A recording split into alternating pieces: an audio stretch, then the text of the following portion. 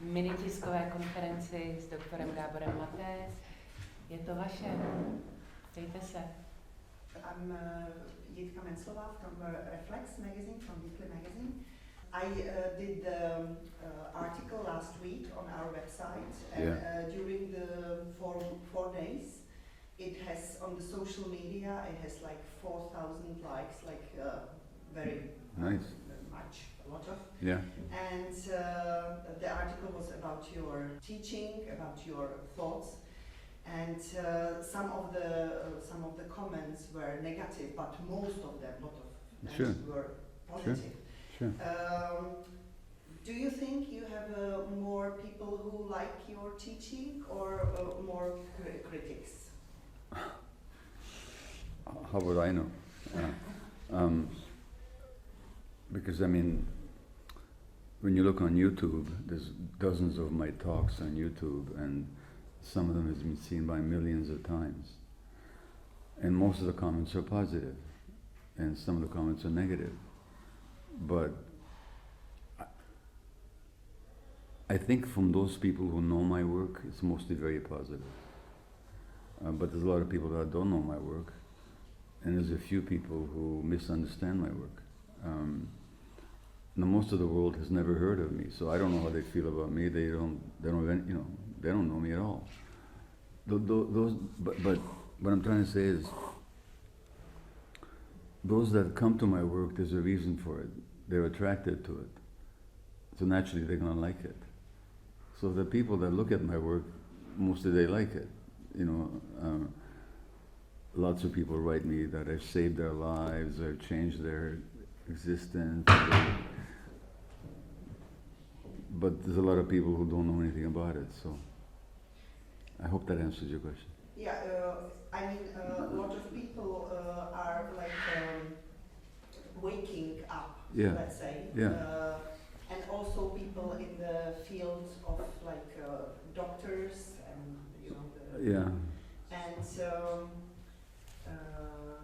even the pressure of the pharma, of the big pharmas, it's strong, and a lot of doctors are using their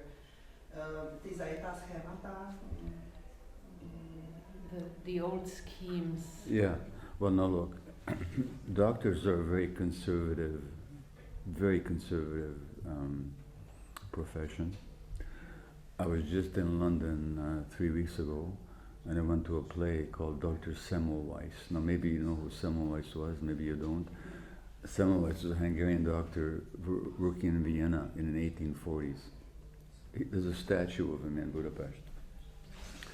And he discovered that when they were delivering babies, the mothers who were delivered by doctors, they died in large numbers because of fever.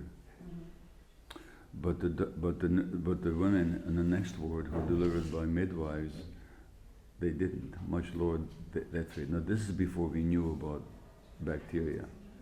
And someone has discovered somehow that the difference was that the doctors didn't wash their hands. They would work with corpses, then somebody would go into labor, they go and deliver the baby. And they didn't wash their hands. So they're infecting their patients. Now Semmelweis didn't know how, because they didn't know about bacteria yet, but he said, let's just wash our hands. So he did. The death rate went down. Semmelweis was laughed out of his profession. He was criticized, he was attacked, the doctors felt threatened, and he ended up dying in an insane asylum in Vienna. And it's like that still, not as vicious, but new ideas, doctors have a hard time with it. And so, my books have been out there. The first book I wrote was 24 years ago.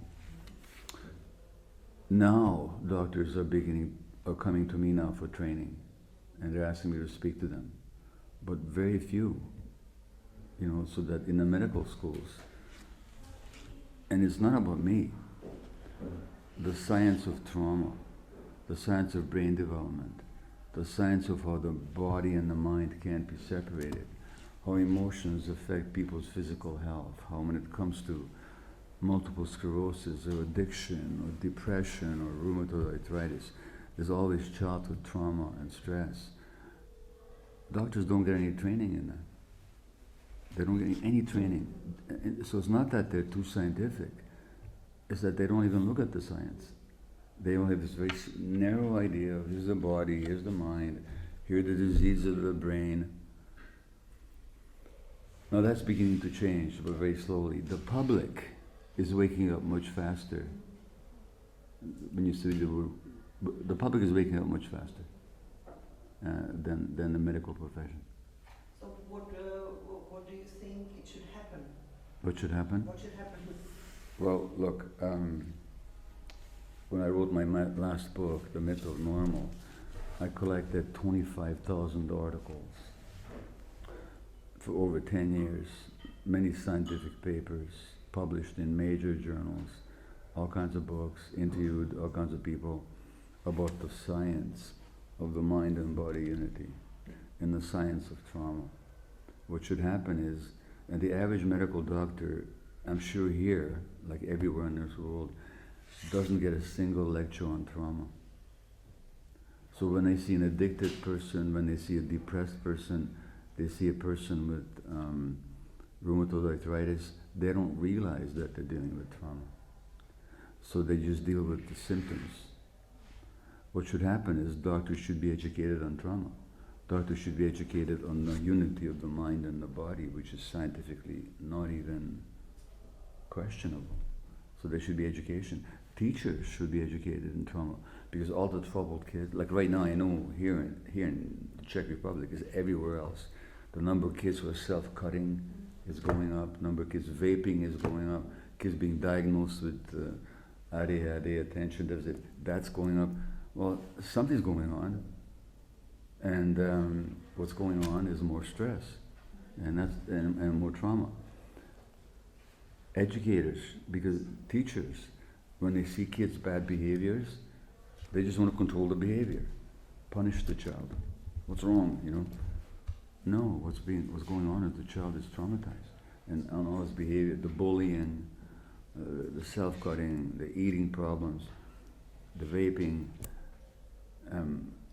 they all reflect trauma. And if the teachers could understand that, then instead of, I could go on forever. There's one more point I want to make. The brain develops, if you look at the science of how the brain develops, it begins in the womb, when a woman is pregnant. That means that the prevention of health problems needs to begin at the first prenatal visit, by taking care of the woman's, not just the physical needs, but the emotional needs. Now, I wasn't trained to do that. I delivered a lot of babies, but I never asked about the woman's emotional state. But we know when a woman is stressed, that affects the brain of the baby in the womb. And so the brain development begins before birth, and it continues into adulthood. And I'm quoting an article from Harvard University.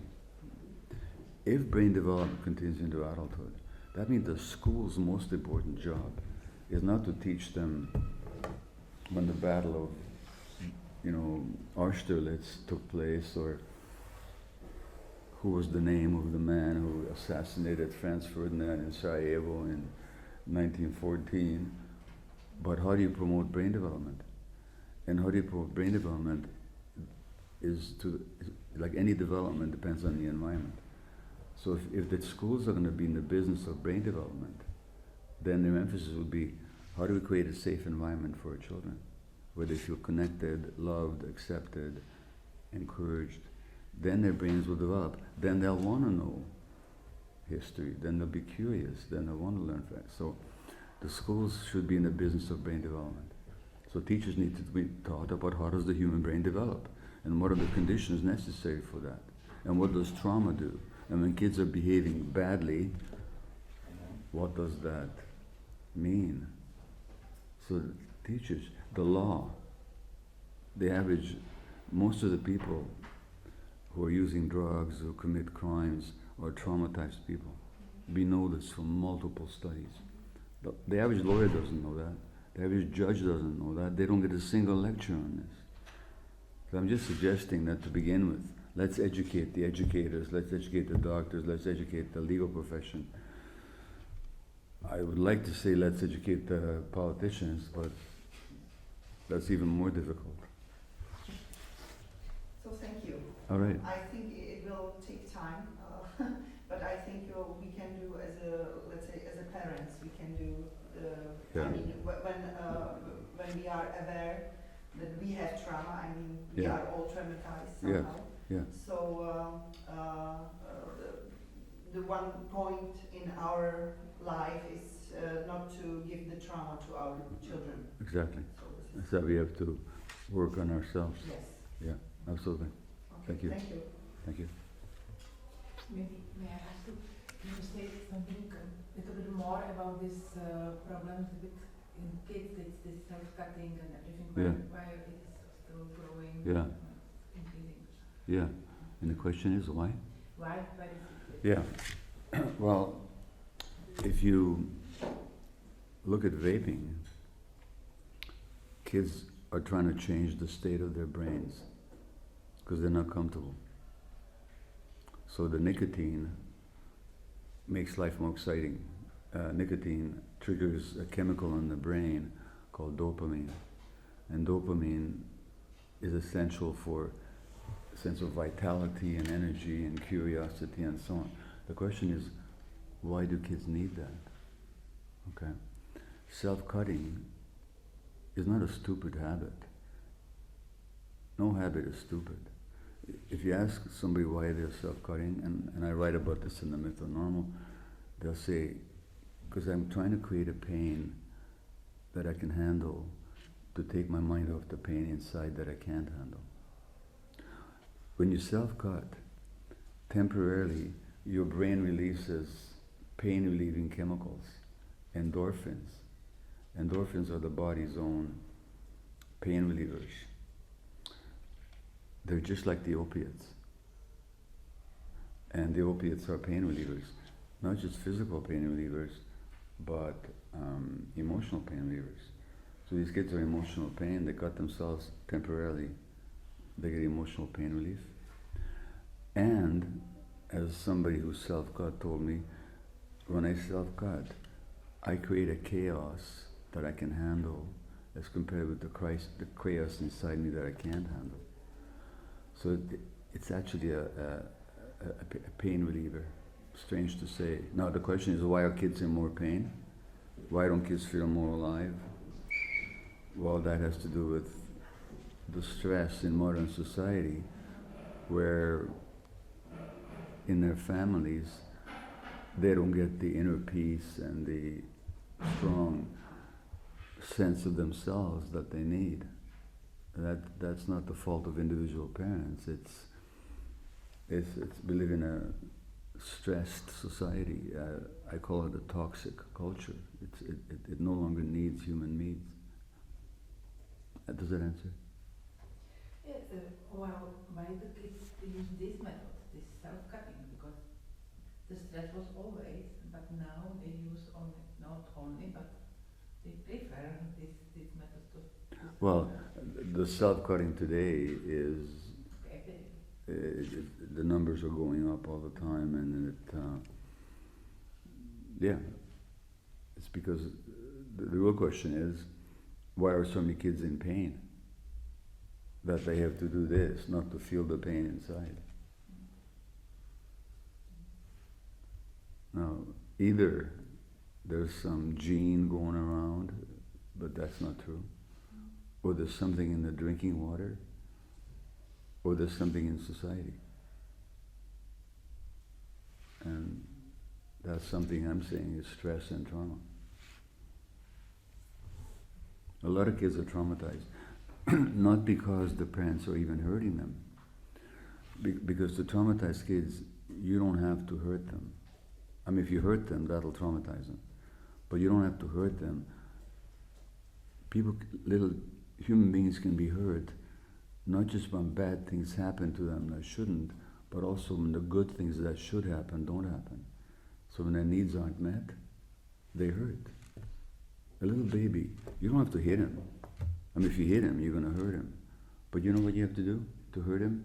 Don't pick him up when he's crying. A lot of parents these days are told, don't pick up your crying kid. Let them sleep it off. Do you know any animal that'll let their kids cry and not pick them up? A monkey, a dog, a cat. When the baby's calling for help, the mother will ignore them. No animal will do that. We're telling mothers to do that, for example. And that hurts the baby.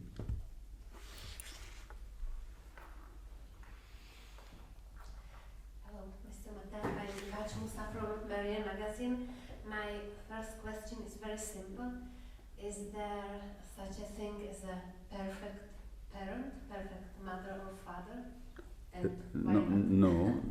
Yeah, there is. If you look at a mother bear or a mother elephant, you know, they're pretty good. You know, human beings, but you don't. But it's not a question of being perfect. Nobody can be perfect. There's no perfect human being. It's a question: is it good enough? You know, and it's not an individual problem. Like when we. If I phrase it individually, that may look like I'm blaming parents, but I'm not. I'm saying in this society. So here's the thing. If you look at evolution, millions of years, there used to be human-like creatures, hominins, hominin creatures that were early species of human beings. And for millions or hundreds of thousands of years. Our own species, Homo sapiens, we've been around maybe 200,000 years. Now, until the rise of civilization 12,000 years ago, and for many people even after that, we didn't live in cities or even villages. We lived out there in nature, in small groups, 60 or 80 people, hunters, gatherers. The clan was together the whole day. The children were with the parents the whole day. If you study how these small band, no, that was until 12, 30,000 years ago for all of us. If human life can be represented on the face of a clock, then until 6 minutes ago, that's how we lived. 6 minutes ago, the children were with the parents the whole day. Not just with the parents, but with other adults. So they had a deep sense of connection. And they're all connected to the land and the earth and the forest, you know, the nature. So deep connection with nature, deep connection with each other.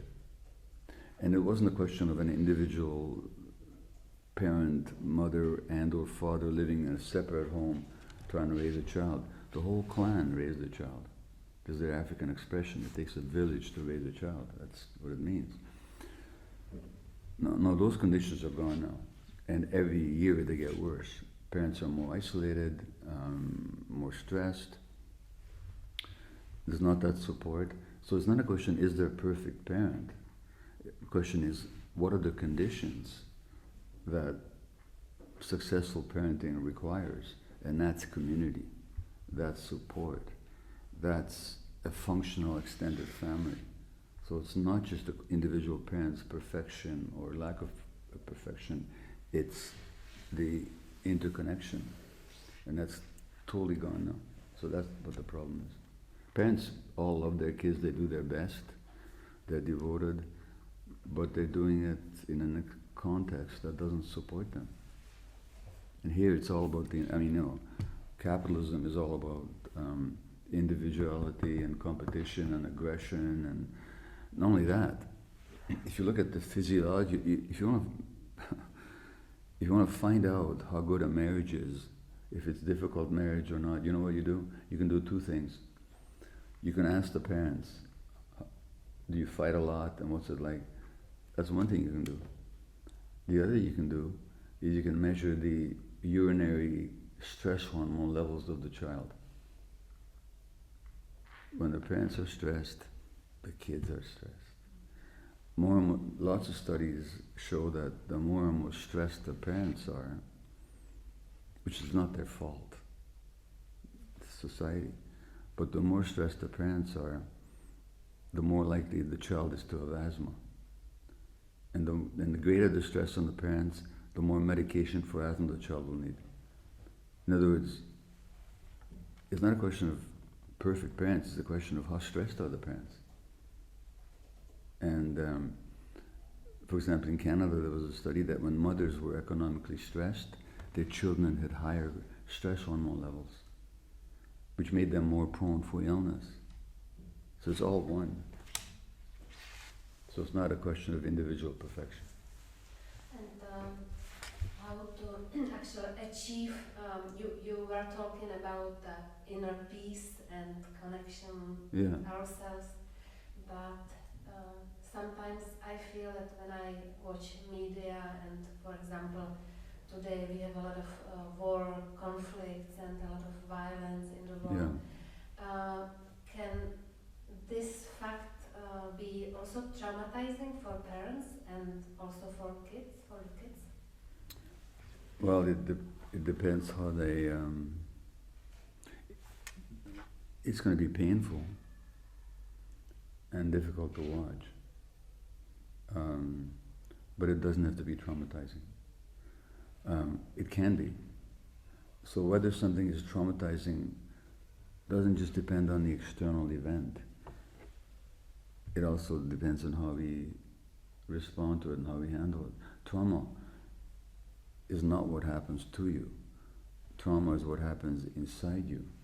So trauma, that's what trauma means. Trauma means a wound. That's exactly what it means.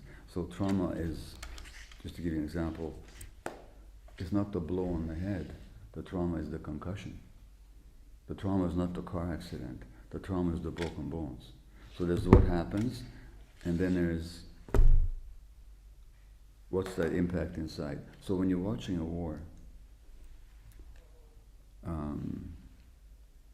or there's violence, well, that's a fact of life.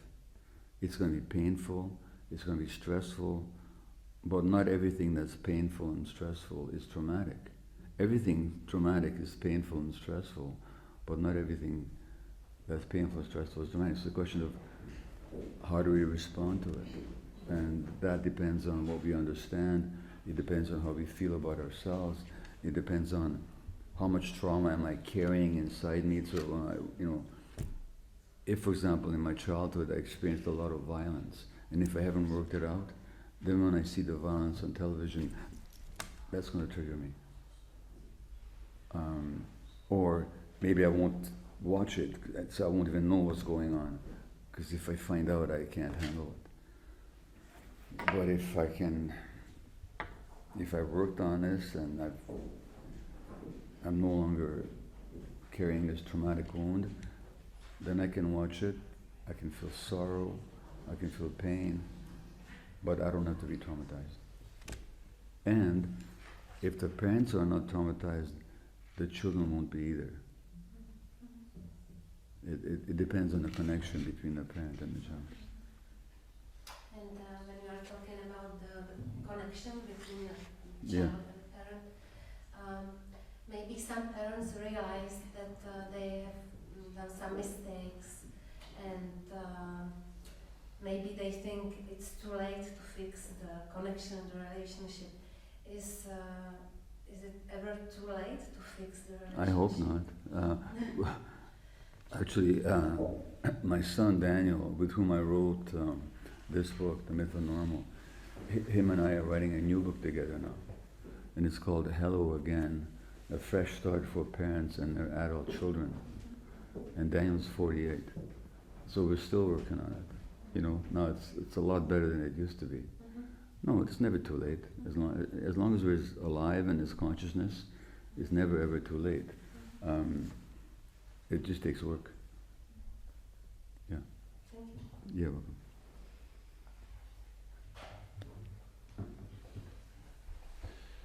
Good morning. Hi. Gabor, I'd like to welcome again in Prague. Thank for you. the second time. I'm a psychotherapist.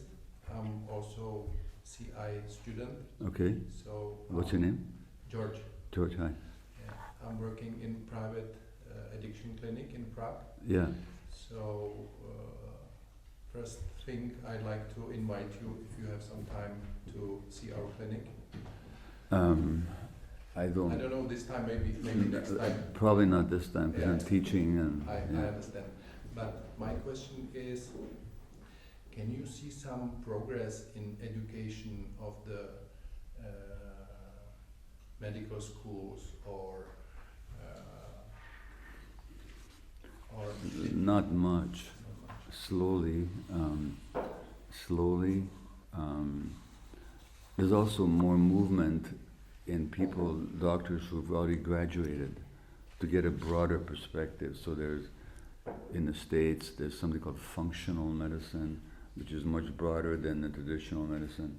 There's integrative medicine, again, is much broader. But these are still fairly small movements. In the official medical schools, well, I'll mention this today, but have you read The Myth of Normal? I'm started. You started? Okay, yeah. Well, I mentioned in it, there's a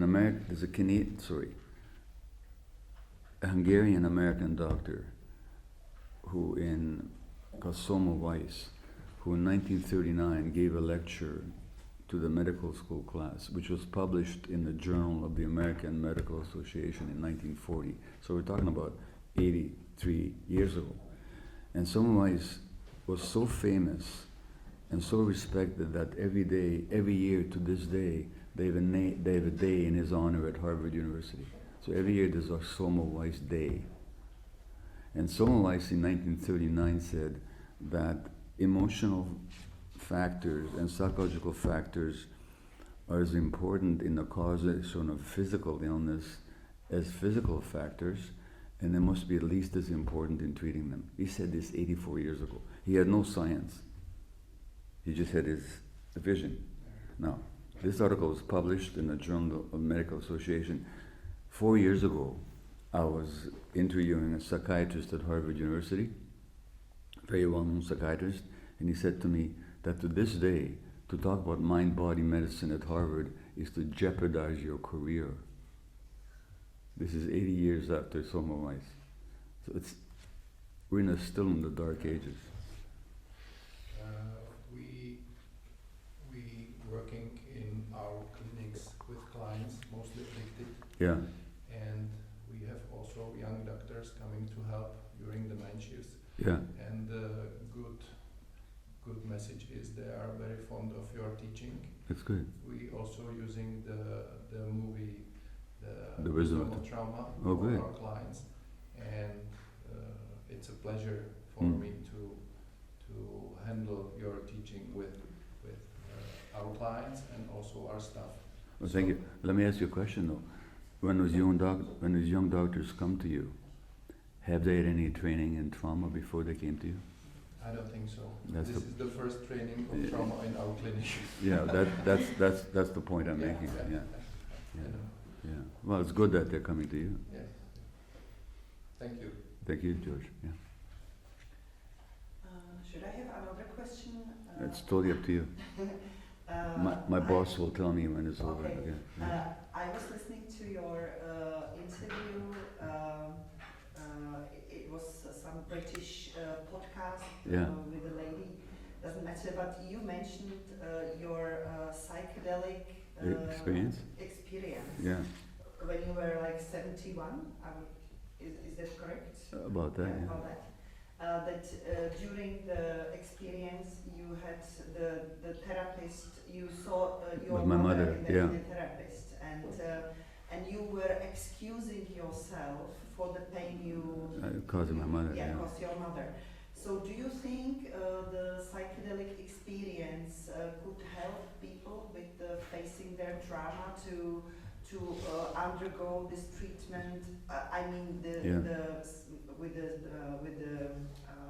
therapist, the assistant. Well, you know what? So one of the first great pioneers of psychedelic treatment was a Czech guy, Stanislav Grof. Yes. And then it was illegal. So then he started working with breath. He created this holotropic breath work.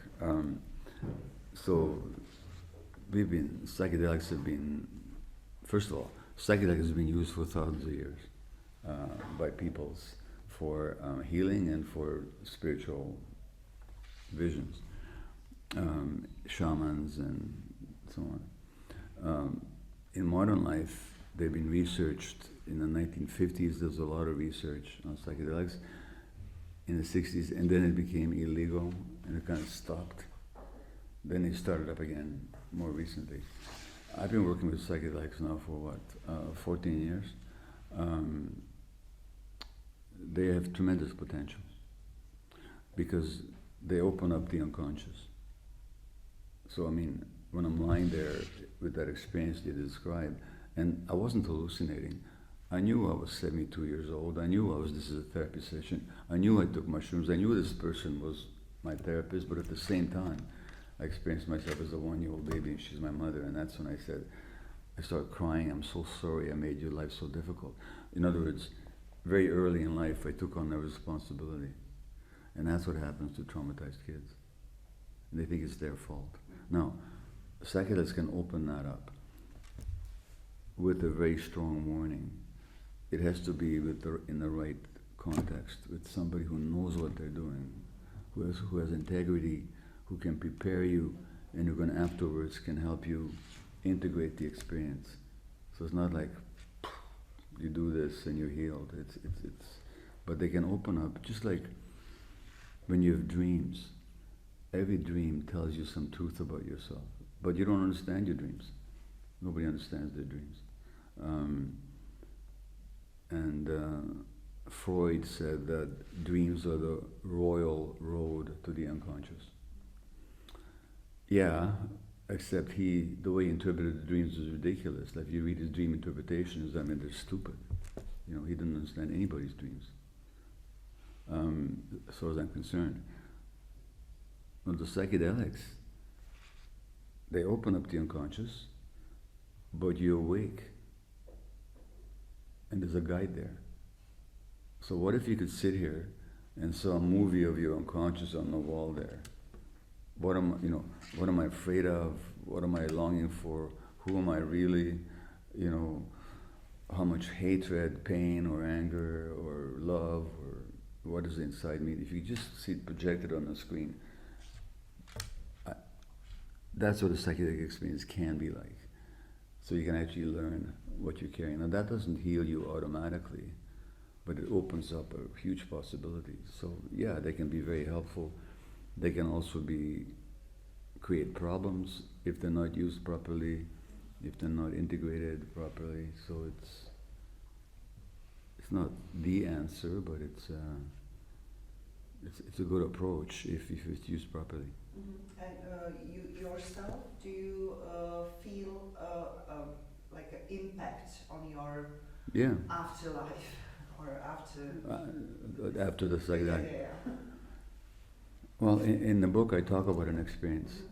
If I talk about that experience and I talk about another experience I had in Peru with another plant called ayahuasca.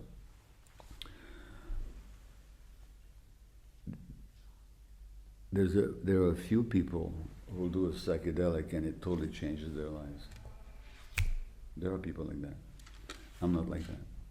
I can do the psychedelic, have a beautiful experience, and 2 days later I'm just as stupid as I ever was, you know? Because it takes integration. So yeah, it can open something up. But if you don't keep that door open, if you don't have a practice, if you don't have help, it's just gonna be a memory. So to answer your question, yes, if I pay attention and if I integrate it. If I don't, no. Okay. Thank you. Yeah. Čas se nám naklonil a jestli je nějaká krátká poslední otázka, můžeme. Můžu? No. Tomáš Studio 27. I would like to ask you if how you perceive the society think that young people are trying to change their gender or even their sex, or they are somehow trying to self-determinate them as some person. If it is Sure. more medical or if this is their inner real right. Yeah, well, first of all, as far as we can tell, there have always been kind of a fluidity or not just a rigid division between genders, but there's been people in between, one or the other. In ancient Greek myth, if you read Aeschylus, the Greek playwright, there's a prophet called Tiresias, and he had breasts. Okay. I think he was 9 years, 9-year woman. He was 9 years living in a woman body. Yeah. Okay. Yeah. And indigenous people often describe. Okay, so that's the first point. The second point is I have my brother has a grandchild who was born with female genitalia. You could tell by the time she was 4 years old that she was not comfortable in her female body, and as she hated dresses. She always wanted to dress like a boy. Her voice was always like this, And when she developed breasts, she became a teenager. She sat there like this because she didn't want to show her breasts. So she was always walking around like this. When she was 17, she became very depressed, almost suicidal. When she was 18, she finally said, you know what, I'm a man. And he came out. He had, within a year, he had his breasts removed. Now when you meet him, you see this very proud, broad-shouldered, confident person who's got a girlfriend. And nobody taught her that. The parents had a hard time with it. I mean, when she didn't want to wear dresses, her mothers would go crazy. Why don't you put a dress on? It was real. So I can tell you that at least some of the time, it's absolutely internal to the person. In fact, I would say most of the time. That's my opinion. Yeah, thank you.